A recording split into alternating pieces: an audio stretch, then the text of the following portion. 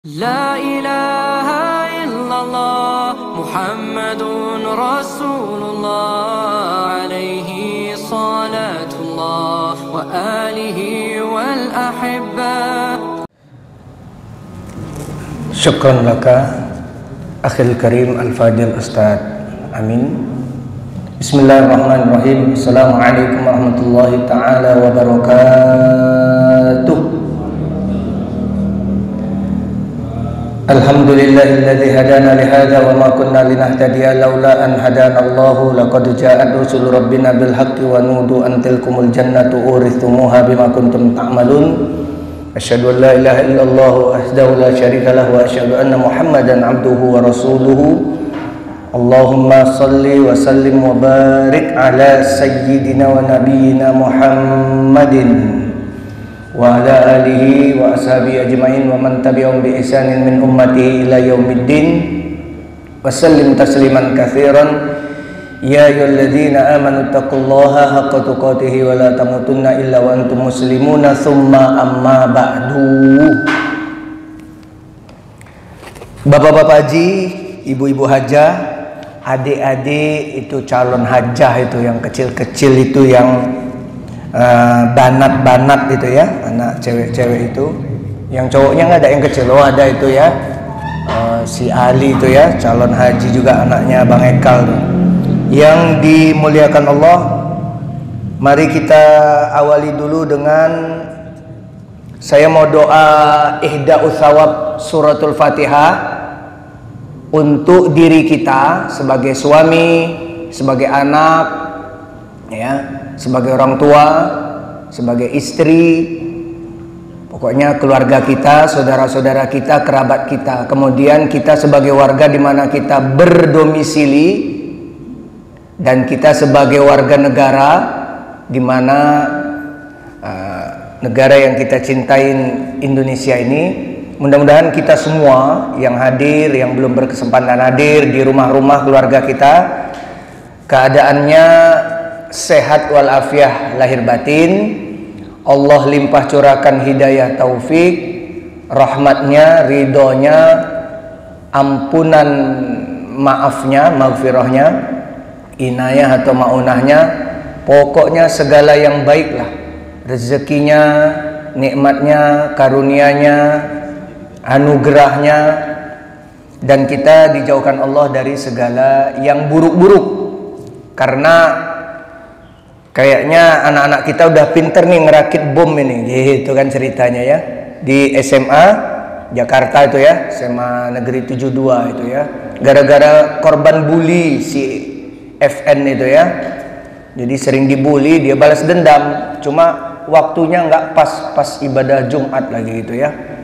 Masya Allah itu ya, di hari dimana Allah memuliakan, Nabi menerima kemuliaan itu dari Allah, yang ditawarkan kepada Yahudi hari Jumat untuk dimuliakan ibadah nggak mau, ditawarkan kepada Nasrani hari Jumat nggak mau juga, tapi ketika ditawarkan kepada Nabi Muhammad SAW diterima hari Jumat itu untuk ibadah. Maka kata Nabi, orang Yahudi mengekor hari Sabtu, orang Nasrani mengekor di hari Jumat, di hari Minggu gitu ya. Malah ada ya peristiwa yang tragis juga lah ya. Mudah-mudahan kita semua, pokoknya anak-anak, menantu, cucu, semua kerabat, sanak famili, handai tolan, Allah lindungin kita dari hal-hal yang buruk ini. Ini namanya fitnah atau gonjang-ganjing akhir zaman tuh yang memang begitulah, ya, nggak terduga, unpredictable, nggak bisa diprediksi lagi, mana lawan mana kawan. Kata Nabi, kondisi manusia di akhir zaman, paginya beriman, petangnya sudah kufur, atau petang kemarin beriman, bangun pagi gini dalam keadaan kufur. Wal'iyadzubillah, na'udzubillah. Maka kita berdoa kepada Allah dengan kita baca barokahnya cahaya yang terbaik dari Allah, Al-Fatihah.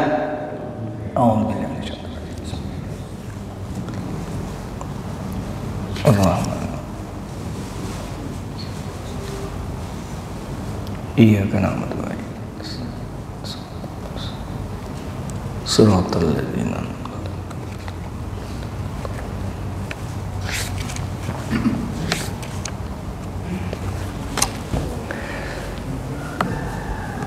Saudara kita Muhammadiyun sudah menetapkan lewat pimpinan pusat Muhammadiyah hari Rabu tanggal 18 Februari 2026 1 Ramadan.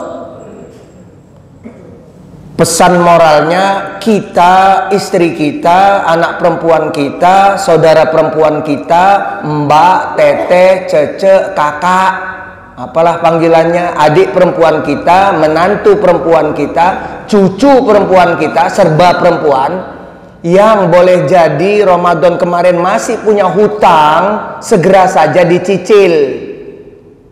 Ya, cicil itu hutang puasanya. Boleh jadi kita juga kemarin mungkin ada sakit yang agak berat, tinggal 100-an hari lagi Ramadan.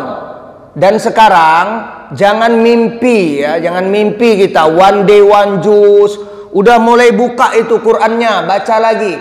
Sehari semalam udah pakai mazhab sahabat aja. Sahabat Anas bin Malik, sahabat Abdullah bin Mas'ud, sahabat Ali bin Abi Thalib dan yang lainnya. Mereka mengatakan, tidaklah Nabi Sallallahu Alaihi Wasallam itu mengajarkan kami Al-Quran melainkan 10 ayat dibacakan Nabi dengan benar, kami menyimaknya, kemudian dijelaskan Nabi isinya, kemudian diterangkan Nabi bagaimana mendakwahkan dan mengamalkannya, baru nanti pindah lagi 10 ayat berikutnya gitu.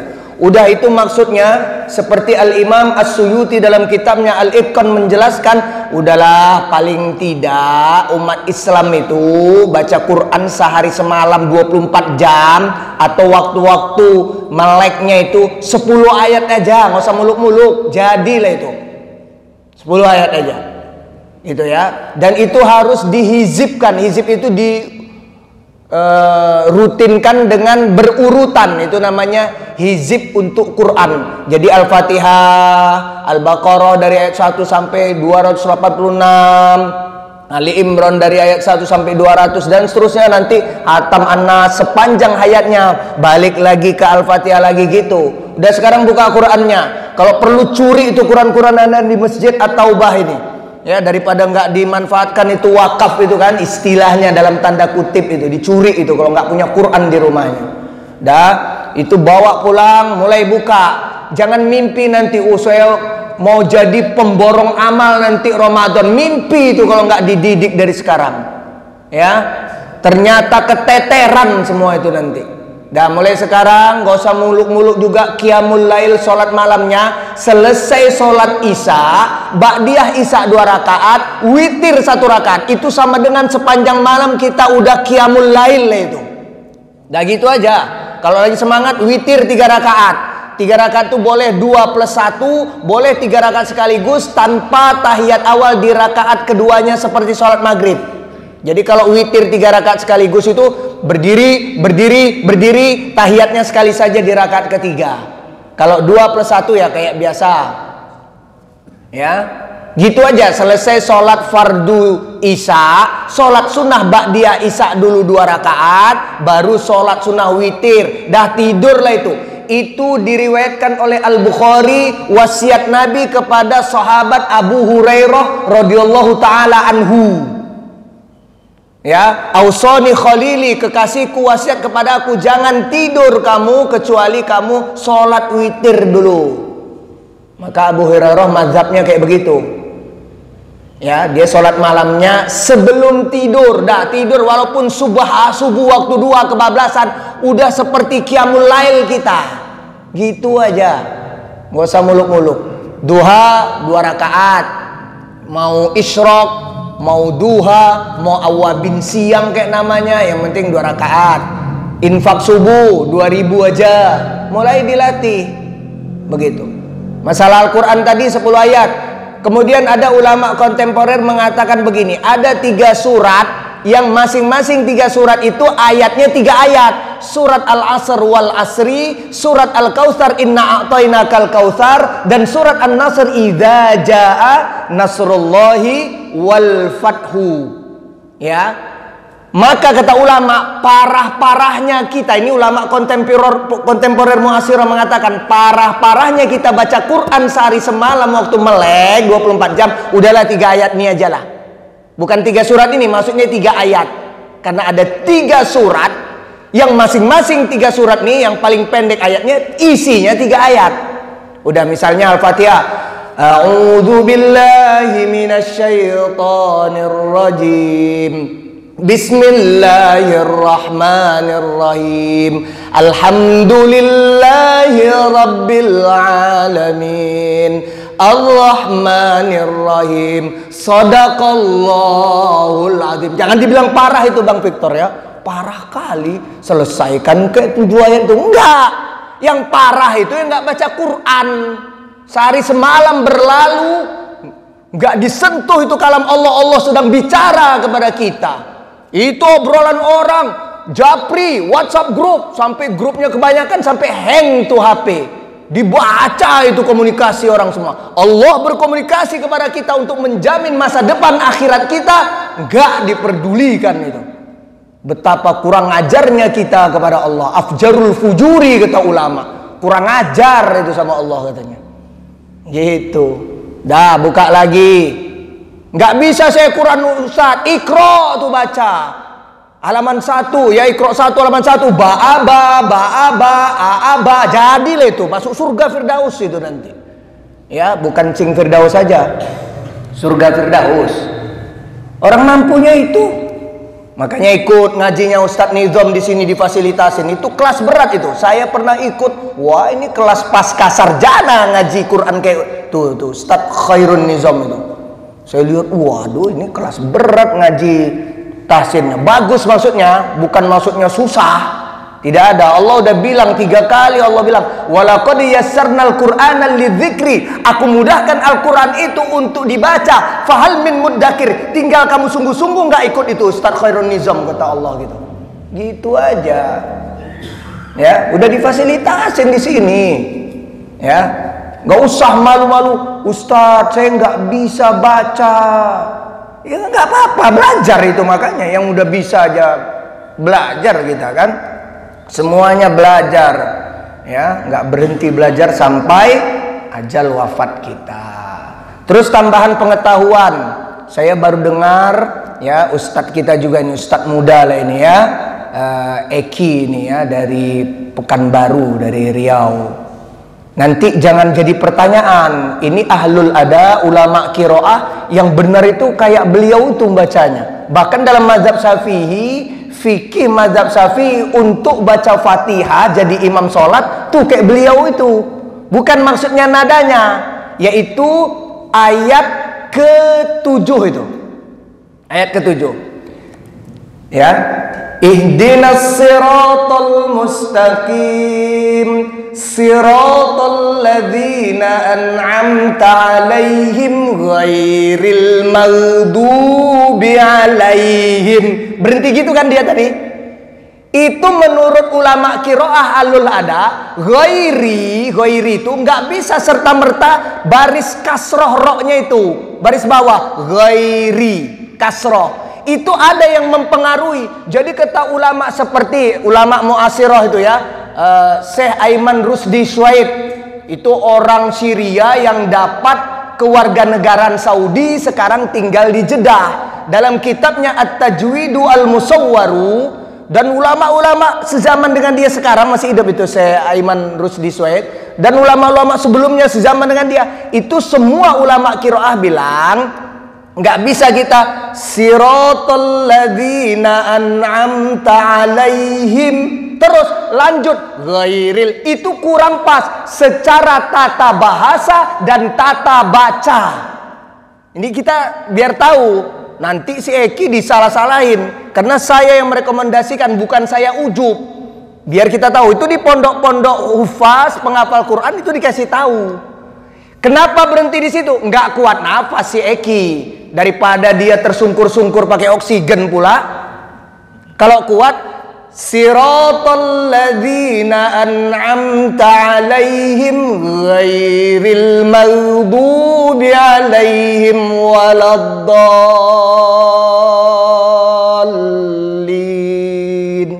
Itu kalau kuat. Kalau nggak kuat, siratal ladzina an'amta 'alaihim ghairil maghdubi 'alaihim. Alaihim kedua berhentinya. Karena ghairi itu nggak bisa serta-merta, ini Sohibul Kutub Ustadz Amin tahu, nggak bisa serta-merta dia menjadi majrur makhfud kasroh itu ghairi. Itu karena ada sebab awalnya. Makanya ada tata wakafnya, berhentinya. Gitu. Bahkan dalam mazhab Syafi'i juga begitu. Ketika membahas suratul Fatihah untuk imam-imam jahriyah yang bacaannya diperdengarkan kayak subuh tadi, itu berhentinya memang di alaihim yang kedua, di ayat ke-7 dalam versi mazhab Syafi'i. Itu ayat ke-7. Gitu. Kalau berhentinya siratal ladzina an'amta 'alaihim pertama, waqaf qabih dalam mazhab Syafi'i, dan ulama qiraah mengatakan begitu. Itu berhenti yang kurang pas, kalau tidak mau dikatakan buruk. Gitu. Ya. Ini tambahan pengetahuan. Tapi Ustadz, saya nggak kuat juga memang napas saya sama sekali. Ya udah, nggak apa-apalah di alaihim pertama, nggak apa-apa juga, la ba'salah. Gitu. Kalau nggak kuat juga. Nah, ini pengetahuan. Tapi kan ini untuk imam-imam sholat yang terutama jahriyah lah ya, yang bacaannya diperdengarkan gitu ya. Ya nggak usah takalluf juga, nggak usah membebani diri. Waduh gitu. Tapi memang begitu kaidahnya. Tata baca dan tata bahasanya begitu. Cara berhentinya di alaihim yang kedua. Atau ada win-win solution. Ayat 6-nya masukkan dulu ke ayat 7 di alaihim pertama. Ihdinas siratal mustaqim siratal ladzina an'amta 'alaihim. Ah, itu malah boleh. Ayat 6 masukkan ke sebahagian ayat 7. Ah, gitu. Baru ghairil maghdubi 'alaihim waladdallin. Itu kalau mau berhenti di alaihim pertama, masukkan ayat 6, sambung ke ayat 7. Ihdinas siratal mustaqim siratal ladzina an'amta 'alaihim. Gitu. Paham semua ya? Nah, gitu ya. Insya Allah. Jadi biar tahu, ini kok agak lain si Eki ini ngimamin. Mazhab apa pula ini gitu kan? Saya juga baru ini dimakmumin sama beliau. Oh, ini ada tambahan ilmu nanti buat jamaah akan saya sampaikan. Ini amanah dari Allah untuk saya sampaikan. Terserah mau diamalkan mau enggak, yang penting khalas. Ya, sudah disampaikan gitu. Tayyib, kita lanjutkan kajian kita seputar adab buang hajat. Bismillahirrahmanirrahim. Al-babu ats-tsalitsu, bab yang ketiga, fi qada'i al-hajati, seputar membuang hajat. Wa adabiha, dan etika-etikanya. Wa fihi iddatu masaila, dan akan ada pembahasan beberapa yang akan dijelaskan ya, subbabnya nanti. Al-mas'alatu al-ula, subbab yang pertama atau bagian pertama, al-istinja'u wal istijmaru. Ada istilah istinja, cebok menggunakan air. Ada istilah istijmar, cebok menggunakan kerikil. Jamrun itu artinya kerikil. Istijmar kayak jamarot, melempar, jumroh, melempar kerikil. Dan jamrun itu kerikil, bukan kayak split, Pak RT, yang kerikilnya lancip tajam. Bukan. Asli artinya Bang Victor, ya, kerikilnya itu kerikil yang permukaannya licin. Tapi jangan pula kerikil landscape taman orang diambilin. Kayak di depan ini, marah Bang Dedi itu nanti. Itu banyak itu, putih-putih itu. Apalagi yang putih, wah berwarna keemasan nanti dia itu. Wah ini nih langsung mempraktekkan as-sunnah ini katanya. Dibawanya lah ke kamar mandi ya kan. Saat disapu-sapunya, terus taruhnya situ lagi. Bang Dedi ngerapiin lah sama si Eki ya kan.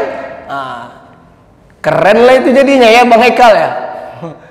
Jadi jamrotnya itu adalah kerikil yang permukaannya licin. Terus dia disposable, sekali pakai. Kalau mau berkali-kali dicuci atau digosok-gosokkan ke tanah atau ke pasir lagi.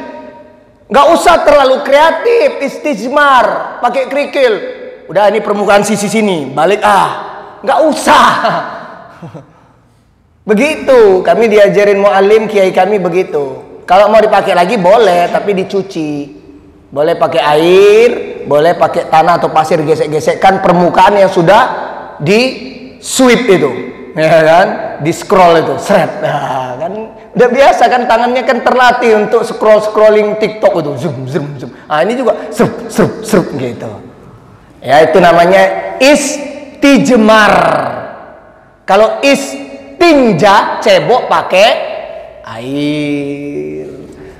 Wa qiyamu ahadihima maqamal akhari, dan salah satunya bisa menggantikan kedudukan yang lain. Artinya kalau nggak ada air atau nggak boleh kena air, boleh pakai batu kerikil.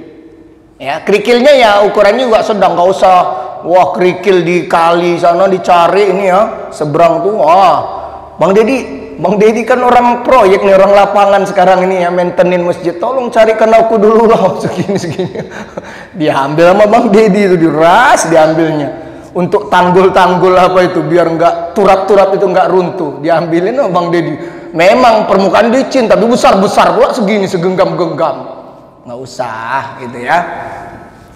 Al-istinja'u izalatul khariji minas sabilaini bil ma'i. Yang namanya istinja ya, kita membersihkan ya, dua saluran depan dan belakang. Depan namanya kubul, belakang namanya dubur. Dengan air katanya di sini. Pakai air. Wal istijmaru, sedangkan istijmar masahahu bitahirin mubahin mungkin kal hajari wa nahwihi. Kalau istijmar pula mengusap ya dua ya, saluran pembuang tadi dengan sesuatu yang suci yang diperbolehkan dan dapat membersihkan. Jadi alat pembersihnya itu pertama suci, yang kedua dia boleh digunakan walaupun suci kayak tadi split. Itu nggak boleh digunakan karena mencelakain diri, dicari yang tajam-tajam. Aku soalnya maaf ini mau ku korek agak dalam, jangan. Allah yang larang, wala tulku bi aidikum ila tahlukah, kata Allah. Dirimu, jiwamu jangan kau binasakan, kau rusak. Maka keluarlah kaidah ulama, merusak, merugikan, menzolimin diri sendiri dan orang lain hukumnya haram, gitu ceritanya. Karena Allah yang bilang gitu di surat Ali Imran tuh. Ya. Jadi suci, alat untuk membersihkannya boleh dan bisa membersihkan. Makanya permukaannya licin supaya bisa membersihkan. Ya, kalaupun ada gelombang nggak tajam-tajam lah, agak gitulah. Ya, hidup ini tidak selamanya datar, gitu kan. Nah, itu agak gelombang ya, gelombang tipis-tipis lah, aerodinamis sedikit gitu ya kan. Itu ceritanya. Ya, seperti batu, maksudnya kerikil dan semisalnya. Wa yujzi'u ahaduhuma 'anil akhari. Dan boleh atau cukup ya, cukup jadinya menggunakan salah satu dari keduanya. Artinya boleh kita pakai air dan memang itu yang paling ideal, tapi boleh juga pakai batu asalkan kita pertama, kalau di sini nggak ketemu air insya Allah langka lah ya, nggak boleh kena air gitu, nggak boleh kena air misalnya gitu ya. Nah, jadi itu sudah mencukupin. Tapi yang paling ideal malah, cuma nggak usah terlalu kreatif. Ulama ada yang membahas, memang ulama fikih paling ideal pakai istijmar batu dulu, baru ditutup dengan pakai air. Nanti habis tuh batu-batu hias Bang Dedi di taman kita landscape masjid nih, nanti diambilin orang ini. Bang Ekal lah orang pertama yang ngambil tuh, suruhnya si Ali, kau ambil dulu Li, gitu katanya kan. Kau masukin dalam plastik hitam biar nggak kelihatan nama Bang Dedi, katanya gitu. Ya, nah itu ada pandangan seperti itu. Li thubuti dzalika 'anil Nabi sallallahu alaihi wasallam fa an Anas radhiyallahu taala anhu qala kana an-nabiy sallallahu alaihi wasallam yadkhulul khala'a fa ahmilu ana wa ghulamun nahwi idawatan min ma'in wa anazatan fayastanji bil ma'i. Jadi ini pengalaman Anas bin Malik sebagai pelayan Nabi, ya, diriwayatkan oleh Imam Muslim. Jadi katanya Nabi masuk ke toilet, ya, tempat buang hajat. Lalu aku dan ada seorang anak kecil seusiaku, dia nggak sebut siapa namanya, membawakan, ya, ember kecil gitu, ya, yang terbuat dari kulit. Isinya ada air. Kalau bahasa Jawanya geriba, itu bahasa Jawa apa bahasa Indonesia? Dulu kan ada tempat air dari kulit zaman dulu. Sekarang juga ada tempat air tapi dari rubber, ya, bukan leather, ya, rubber itu dari karet, tahu kan, ya. Kadang-kadang untuk ngompres itu, kayak gitulah lebih kurang tempat airnya itu. Kemudian air itu dan tongkat, ada tongkat stick gitu yang pendek. Jadi gini maksudnya, Nabi itu kan ada tertutup di tempat buang hajat. Nah kemudian air itu dibawa kayak begini, dipikul pakai tongkat tuh. Itu tempatnya dari kulit. Terus kasih ke Nabi. Kemudian Nabi pun beristinja dengan air tersebut. Juga dari Aisyah radhiyallahu taala anha, riwayat Ahmad, Ad-Daruqutni dan yang lainnya. Ya, Nabi bersabda, "Idza dzahaba ahadukum ilal ghaiti," kalau kalian mau buang hajat, pergi ke dalam kamar mandi, fal yastatib bi thalathati ahjarin. Kalau memang nggak boleh kena air, maka gunakan minimal 3 kerikil. Fa innaha tujzi'u anhu, itu sudah cukup dikatakan mensucikan. Minimal 3, gitu ya. 3 kerikil kalau kerikil itu. Lebih itu lebih bagus, minimal 3. Wal istijmaru. Sekarang kita membahas istijmarnya. Di sini penjelasan tuh, wal jam'u bainahuma afdalun. Mengkombinasikan keduanya itu lebih utama. Istijmar dulu pakai kerikil, baru istinja pakai air, itu lebih sempurna menurut kitab ini. Tapi kita yang nggak usah lah, nggak usah bawa-bawa batu ke dalam itu, nanti tersumbat pula saluran-saluran tuh, habis itu dibuang pula lagi ke dalam itu kan, ya. Itu bikin tersumbat pula nanti. Wal istijmaru yahsilu bil hijarati aw ma yakumu maqamaha min kulli tahirin mungkin mubahin kamandilil waraqi wal khashabi wa nahwi dzalika. Kita lihat, istijmar pula dilakukan dengan menggunakan batu, maksudnya kerikil yang permukaannya licin, atau boleh dikiaskan selain batu. Selain batu, yang penting bendanya suci dan dapat membersihkan. Seperti apa? Di sini udah disebutkan, mandilil waroki, tisu. Jadi tisu itu udah masuk dalam fikih.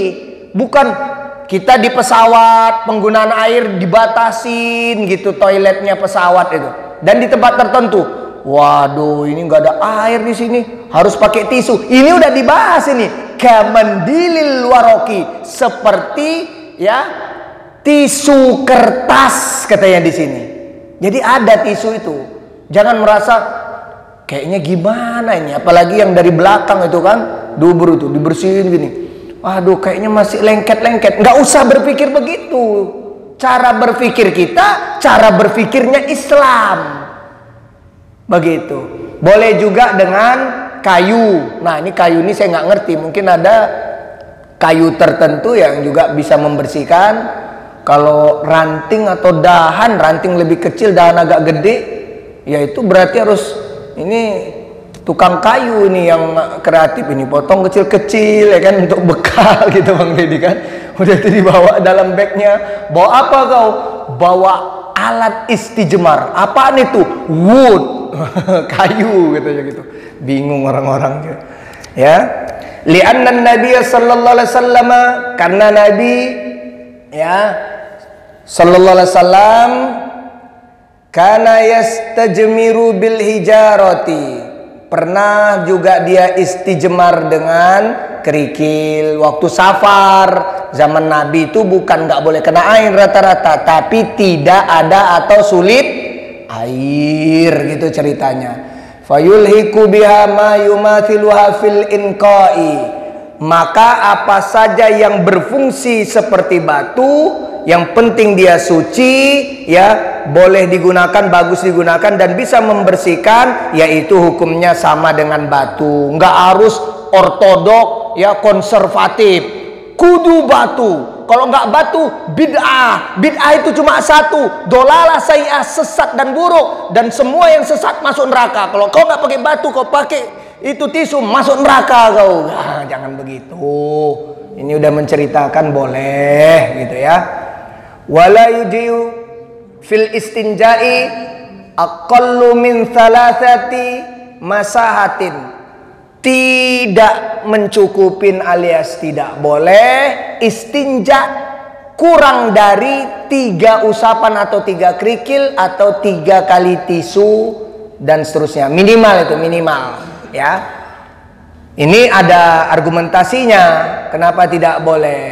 Li hadithi Salman Al-Farisi radhiyallahu ta'ala anhu, karena riwayat hadis yang dibawakan oleh sahabat Salman, nahana yakni an-nabiy sallallahu alaihi wasallam an nastanjiya bil yamin, Nabi melarang keras orang cebok menggunakan tangan kanan. Jadi yang biasa kidal kiri dari lahir itu aman, tapi kalau kita kadal kanan dari lahir, nah itu jangan pakai tangan kanan. Wa an nastanjiya bi aqalla min thalathati ahjarin, juga Nabi melarang keras istinja, pengganti air itu kurang dari 3. Wa annastanjiya birojiin au azmin, dan Nabi juga melarang kita istinja pakai kotoran hewan yang udah mengeras atau pakai tulang belulang. Gini ceritanya, bahasa Jawa, saya nggak tahu bahasa Sunda. Kami kiai bilang telek tong. Telek tong itu kotoran sapi mengeras jadi kayak kerikil. Ingat Pak Haji, Bu Haja, hewan kata ulama fikih, hewan yang makulahmin, dagingnya halal dimakan, maka urin dan tinjanya cuma kotor, tidak najis. Jadi nanti panitia Idul Adha itu kencing kambing sapi, taiknya kambing dan sapi itu hanya kotor bau tapi tidak najis. Tapi apapun ceritanya, karena itu kotoran, nggak bisa digunakan untuk istinja. Karena kalau di zaman Nabi, kenapa ada hadis ini, itu kotoran-kotoran unta, kotoran kambing itu tiba-tiba mengeras, memfosil jadi kayak kerikil. Kalau nggak selektif dalam pemilihan bahan bakunya ya, QC-nya sembrono, quality control, keambillah telek tong itu, maka itu tidak hukumnya mensucikan, karena dia dari bahan baku ya, ingredient, komposisi yang kotor. Walaupun tidak najis juga itu kotoran hewan-hewan yang halal dimakan dagingnya gitu. Jadi yang usaha kambing gak usah khawatir kena kencing kambing, kena tai kambing, itu pakaiannya tidak najis, badannya tidak najis, hanya bau dan kotor, bau bandot gitu aja, gitu ya. Dan nggak boleh pakai tulang belulang apa aja, tulang bekas sapi, bekas kambing, bekas ayam. Kan tadi dibilang kiasnya adalah tisu kertas ya, juga kayu-kayu, dikiranya tulang itu kayu. Bisa jadi kayak ranting. Wah, ini bagus nih. Wah, mana permukaannya licin lagi. Rupanya bekas tulang ayam kalkun. Kan agak gede tuh. Wah, enak nih digosok-gosok kayak sikat, malah kayak stiknya sikat. Nah, itu tidak boleh. Kenapa tidak bolehnya tulang? Makanan saudara kita apa Bang Ekal? Jin. Nanti jinnya marah saudara kita yang muslim. Parah kali Pak RT ini, makanan aku pun buatnya untuk cebok kayak gitu. Itu sebabnya. Beri mereka saudara-saudara kalian jin muslim itu makanannya, jangan kalian ganggu, kata Nabi. Itu sebabnya. Ya, jadi dibilang sama ulama penjelasannya, itu tulang belulang itu ayam, sapi, kambing gitu ya, apalagi sop tulang, wah, apalagi sop iga, ya, sop apalagi namanya selain iga itu, nah, macam-macam lah ya, enak bicara kuliner, karena saya lihat-lihat nggak ada ini kuliner pagi ini, kayaknya seret kali ini, mana si Abu ini udah lama langka, udah kayak apa namanya jazirah Arab yang gersang dari teh talua itu nggak keluar-keluar gitu kan. Jadi ceritanya tulang itu nanti kalau kita buang, termasuk tulang ikan, itu sama Allah ditumbuhkan lagi dagingnya, tapi versi alam jin. Nongol lagi. Sama mereka, saudara-saudara kita jin muslim, digrogotin, dimakanin dagingnya, bukan tulangnya, sama aja kayak kita. Kita aja yang rakus, daging, kepala, tai, ekor, buntut, semua dimakanin, jeroan. Kalau jin rupanya pilih-pilih juga dia. Jadi itu nanti ditumbuhkan Allah lagi dari tulang itu, dagingnya sama mereka dimakanin. Makanya tulangnya sebagai bahan baku dasarnya jangan dibuat cebok, kata Nabi. Kasihan saudara kita jin muslim, nggak kebagian makanan gitu ya. Nah, al-mas'alatu ats-tsaniyatu, pembahasan yang kedua, istiqbalul kiblati wa istidbaruha hala qada'il hajati. Bagaimana fenomena menghadap atau membelakangi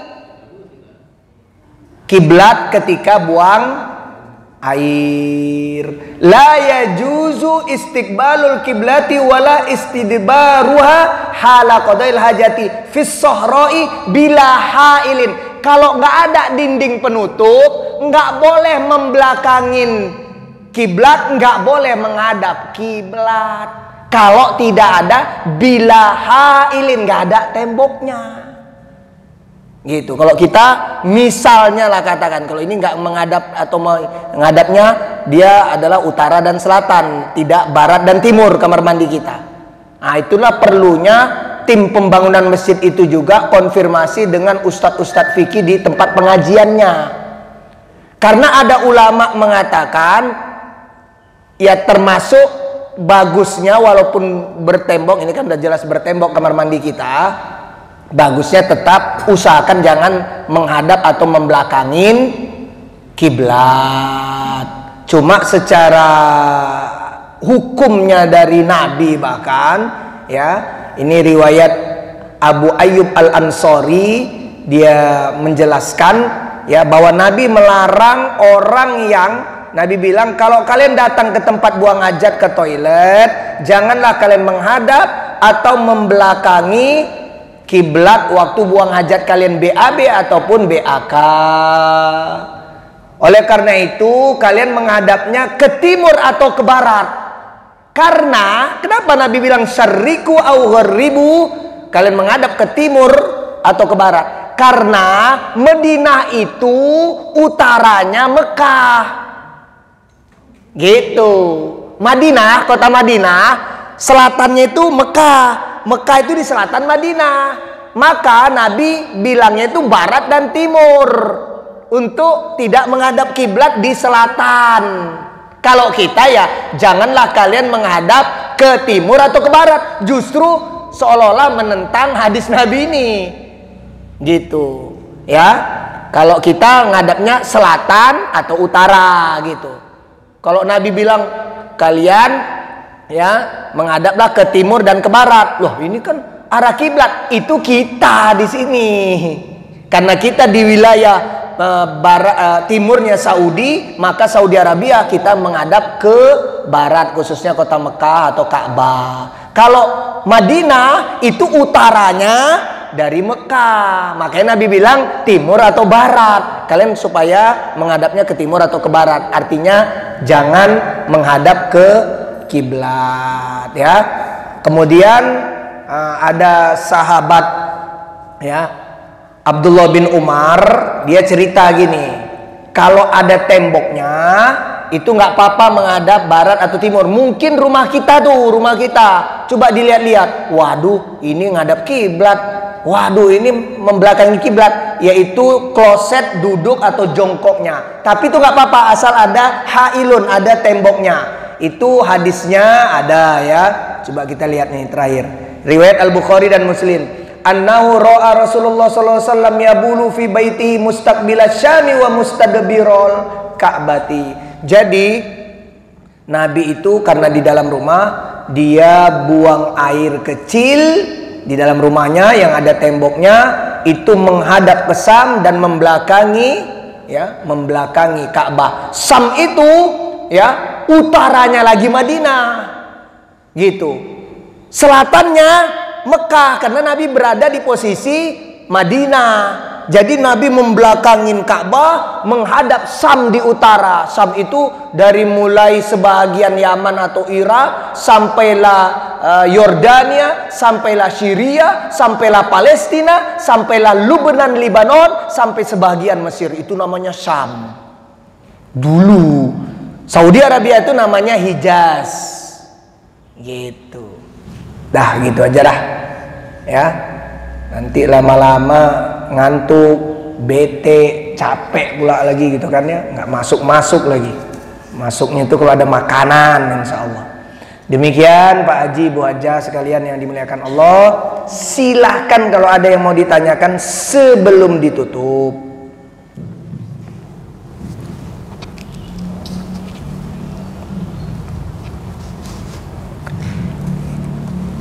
Cukup? Cukup apa bingung malah? Kita ini kan sama aja ya, dicekokin makanan banyak bengongnya, udah kekenyangan, ya kan? Dicekokin ilmu banyak juga bengong, satu pun nggak masuk. Kal, apa tadi yang dikaji satu? Wah udah di luar kepala aku. Iya di luar semua, nggak ada yang masuk satu pun. Ya serba salah kita, ya. Dikasih makan banyak juga bengong, udah makan ya kan. Dikasih ilmu banyak juga bengong, gitu nggak ada yang masuk. Ya udah dikit-dikit aja lah, tipis-tipis aja. Yang penting bisa diterima, bisa paham, gitu ya. Insya Allah. Ya siap-siap ya, kita menghadapin bulan Ramadan. Doa-doa ada diajarkan oleh tabiin ya, didengar dari sahabat-sahabat gitu. Bahkan mereka 6 bulan sebelum Ramadan udah berdoa. Doanya gini, Allahumma sallimni ila Ramadan. Ya Allah, mudah-mudahan jiwaku menyapa Ramadan kembali. Wasallim Ramadan ali. Mudah-mudahan Ramadan juga berkenan untuk menyapa jiwaku kembali. Watasallamhu minni mutakabbalan. Mudah-mudahan semua amalku sebelum Ramadan udah persiapan, nanti Ramadan 10 Ramadan diterima Allah semuanya. Kalau kita Indonesia gini aja, ya Allah takdirkan saya ketemu Ramadan, dan Ramadannya juga mau ketemu saya. Jadi nggak bertepuk sebelah tangan. Kita pengen ketemu Ramadan, Ramadannya udah ogah. Ah kamu cuma ini aja, tebar pesona, janji-janji palsu kayak itu politikus itu kamu tuh. Gayanya mau menjadi pemborong amal nanti ketika aku datang, tapi nyatanya melempem pemborong makanan kamu kata Ramadan itu. Ogah aku ketemu kamu kata Ramadan. Ya, nah, makanya kita doa gitu, ya Allah takdirkan saya yang baik ketemu lagi Ramadan 1447 Hijriah 2026. Ramadannya juga takdirkan dia mau ketemu saya, dan dari sekarang saya persiapkan amal-amal saya, semoga kau terima semuanya sampai ketemu Ramadan nanti. Amin ya rabbal alamin. Mari kita tutup dengan membaca surat Al-Asr. A'udzu billahi minasyaitonir rajim. Bismillahirrahmanirrahim. Wal 'asr. Innal insana lafi khusrin illalladzina amanu wa 'amilus shalihat wa tawasaw bil haqqi wa tawasaw bis sabr. Sadaqallahul azim. Udah lama kan nggak kayak gitu kan? Dulu kalau habis ngaji kecil-kecil tahun 80-70 gitu kan ya. Itu ada ijtihad ulamanya itu. Makanya kita hidupkan kembali kenangan indahnya ibadah itu. Kita syukur kepada Allah dengan hamdalah, alhamdulillah rabbil alamin. Hadiah selawat dan salam untuk Nabi, Allahumma shalli wa sallim ala nabiyina Muhammadin. Dan penutup kajian kita, subhanakallahumma wa bihamdika asyhadu an la ilaha illa anta astaghfiruka wa atubu ilaika wal afu minkum wallahul muwaffiq ila sawasabil. Wassalamualaikum warahmatullahi wabarakatuh. Sallallahu ala Muhammad sallallahu